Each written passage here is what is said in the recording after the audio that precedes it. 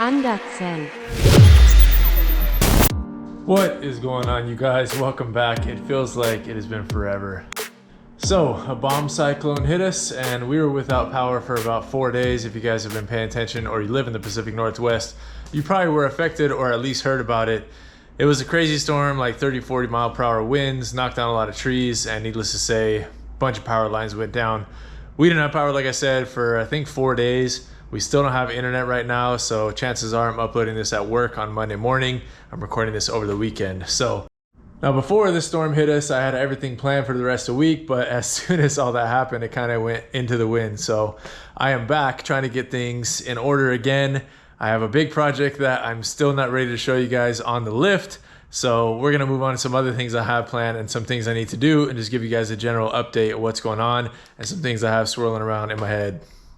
All right, I'll let you guys see this side of the garage. Maybe you'll be able to see a reflection or so off of the 190, but yeah, the lift is still occupied. I'm showing you underneath right now. We got a couple manual gearboxes. I just traded for this, actually. If you guys remember, shout out to, let me turn this way so you guys don't see, but shout out to a gentleman down in California that gave me that 7-speed out of his SLK55 that he swapped. Patrick, if you guys remember, he gave me the 7-speed out of his SLK55 and the guts for a 6-speed gearbox. Now, I didn't have any plans necessarily to use the 7-speed. I thought maybe I would eventually down the line on something, but I had it on Facebook Marketplace just as, you know, just in case somebody wanted to buy it or something would put money towards the other things for other projects. And somebody recently messaged me on Facebook saying they wanted to trade it for a 6-speed gearbox out of a Crossfire. So definitely was intrigued, and turned out it was a really good deal. It was a 138,000 mile gearbox from a Chrysler Crossfire. I actually found that out through digging from some old Facebook listings that I had saved and kind of put 2 and 2 together where he told me he got it from. And then, yeah, kind of pieced it together because he wasn't sure about it. His name is Kent. Shout out to you if you're watching right now, sir. He's also got a C55 that he tracks. And I told him I really want to get out on track with the cars. You guys know it. I've been talking about that for like ever, it feels like, and I've just never been able to make it happen. I would love to go with somebody who has direct experience of the local tracks, and even better, has experience with C55s on the local tracks. So would be super cool. I'll definitely keep in touch with you guys about that possibility. And Kent, like I said, let me know if you're gonna go, all right? Okay, aside from that, it's kind of a mess over here because when we put the lift in, we kind of just shoved things out of the way, and that's how things have been. So over here, you guys can see kind of some things going on, and we're gonna move outside now. And this is what I'm bringing with me outside. I'll show you guys why. All right, it's a bit dark, so let's move fast so we still got some light. C55, we're gonna throw this thing on a charger in a second because it's been sitting and definitely not gonna start after sitting for so long with its mini battery. But what I wanna do with this thing is bleed the supercharger. All right, so when I did the, what's it called, surge tank and supercharger gaskets that I got, the thermal gaskets, I didn't really have any knowledge of how to properly bleed the supercharger system. I wasn't even really aware of if they needed to be bled or if they were kind of like self-bleeding like the M113s themselves. So I've since learned that's what this port is for, and I kind of figured but just didn't do anything at the time. So I have a feeling that it has a little bit of blockage, mainly because when I'm sitting on a hill, like slanting down, the car will start to raise intake temperatures pretty quick. Not like anything crazy, but it's definitely noticeable compared to just, you know, idling, standing on a flat surface. So I think it's probably got an air pocket in it if it's doing that. And I want to see if we can eliminate some of that. So got some clear line, just some vinyl line. And we're going to run it basically from the port right there into our swirl tank back there. So I really want to change that thing out. I'm not a fan of its whole design. There's a lot of like wasted space. It could come up a lot farther. If we get rid of that filter like I did on my C55, I can make like a flat filter instead of the whole box. And then B, it doesn't have a opening for it. Like, it doesn't have a lid. It only has that tiny little cap on it, and it's just not easy to fill, to put anything else besides coolant in it. I would like to run ice when I want to, And yeah, it's just not the best tank. So if you guys got suggestions of a tank that'll fit in that area or whatever, let me know, and try to get something done, because I'm definitely going to rip it out when I redo the routing on the lines anyways. Josh, Mercedes Swap Shop, told me the correct routing I should try to implement, and we're going to try that. But right now, at least we'll just bleed this and see what happens. Also got a new light from Harbor Freight, so I guess it's time we put this thing to use officially for a video. I love it. I've been using this a ton lately. It was like 30 bucks. And yeah, definitely should have got one like that sooner, because it's coming handy big time. So let's rip this off, get this out of the way. You know, it's funny, I was gonna paint these a long time ago, and then I ended up just kind of liking them. They're like the off silver color, and kind of looks grandpa spec a little bit, but I don't know, just works. It looks clean, so I've left it. All right, this is the port that we're gonna tap into. It should be 3/8, so I'll throw this on there, and then we'll just route it into the cap over here for the swirl tank, which also has a little hole in it, and I'm gonna plug it right now because there's no reason it should really have a pressure release. And actually there was one day when I did poles, and I could tell that it had basically popped a bunch of fluid out of this hole. So I'm not sure why they decided to do it. Maybe they felt like it needed to have a breather on it, but I don't think it does. So we're gonna patch that up. All right, you guys, just snipped the line to a good length. Gonna go ahead, peel this off real quick. They're pliers. This is the annoying little Mercedes clips that I don't like, but it shouldn't be too bad, hopefully.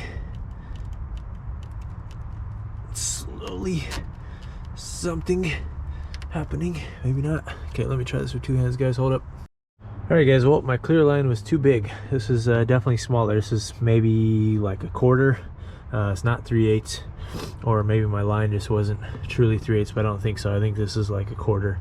So not going to be able to see any air bubbles, but at least we'll be able to bleed it. So the process now, I'm just going to basically cycle the key on a bunch of times, and we will try to see what we can out here in the fluid, but we're not going to be able to see like I was hoping with the clear line if there's bubbles coming through. But regardless, if there is bubbles, we'll at least give them a chance to bleed out. So let's try this, see what happens.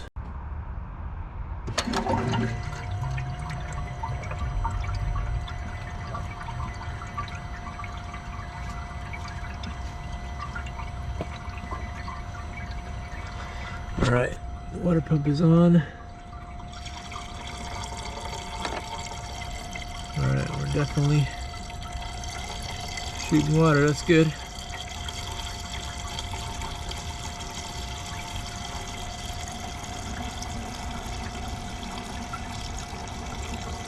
All right, we'll try to do this a few times, and I mean, no real way to know, I guess, other than I'll have to drive it and update you guys, because yeah, need some real world testing after we do this. All right, you guys, cycled the key on and off a few times, and also I found a screw that was just the right size to fit in here. Basically drilled it in a good chunk, and then just chopped the top off. So plug that up pretty good, and yeah, I guess now is just throw this back on, and like I said, time will tell.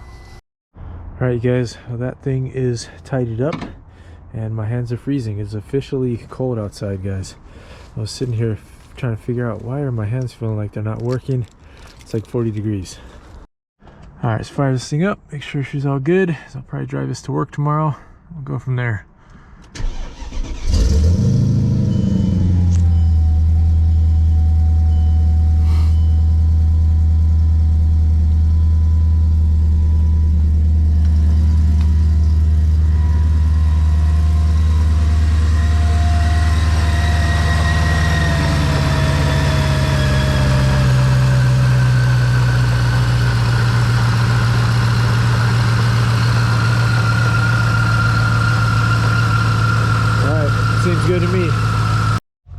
All right, you guys, part 2 of our easy job is to plug this thing in because I would like to drive it this week. All right, guys, yeah, she is low. Anytime the trunk light doesn't come on when I open it up, I know for sure it's low. So we'll let this thing charge up, and the next few days I get to drive this.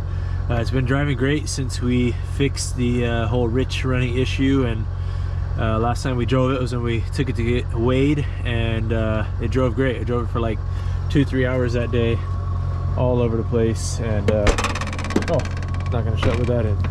But yeah, it was great. It was super fun just driving it for a long time again.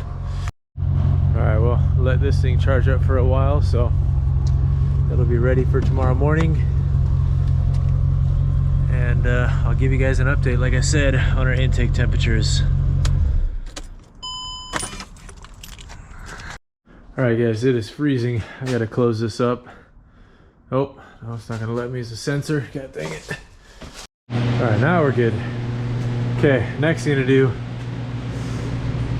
Oh yeah, it's like just over 40 on this thing, but I think this is reading a little bit warm. It says 47-ish. Let's go fire up the good old kerosene heater. All right, guys, it's been a while, but this thing has finally come out of hibernation, and probably for good for a while.